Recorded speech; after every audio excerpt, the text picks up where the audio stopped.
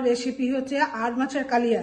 তার জন্য নিয়েছি দেখো আড় মাছ, আর এখানে নিয়েছি ফোড়নের জন্য জিরে, তেজপাতা, নুন, হলুদ, একটু টক দই, সর্ষের তেল, আলু, আর পেঁয়াজ, আদা, রসুন, কাঁচা লঙ্কা দিয়ে একটা পেস্ট, আর এখানে হচ্ছে পেঁয়াজ কুচোনো, আর এখানে আছে জিরে গুঁড়ো, ধনে গুঁড়ো, লঙ্কা গুঁড়ো, একটু গরম মশলা। এই যে মাছগুলো আমি ভেজে নিয়েছি। দেখো আমি ফোড়নটা দেওয়ার পরে ফোড়নটা করে নিয়েছি, ভেজে নিয়েছি, তারপরে আমি কুচোনো পেঁয়াজগুলো দিলাম।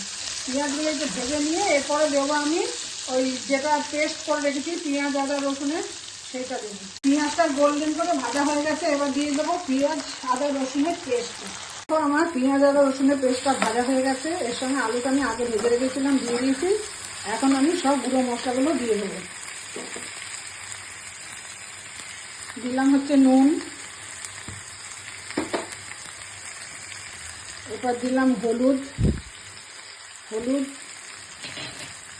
এরপর দেবো জিরে গুঁড়ো, এরপর দেবো ধনে গুঁড়ো, এরপরে দিয়ে দিলাম গরম মশলাটা। গরম মশলা আমি পরে দিই না, একদম ভাজার সময় দিয়ে দিই। এরপর দিলাম একটু লঙ্কার গুঁড়ো।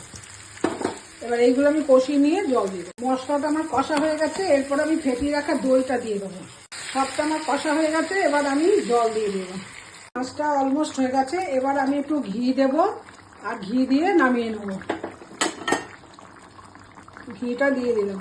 আর মাছের কালিয়া কমপ্লিট। দেখো আমি সার্ভ করে দিয়েছি একটা প্লেটে।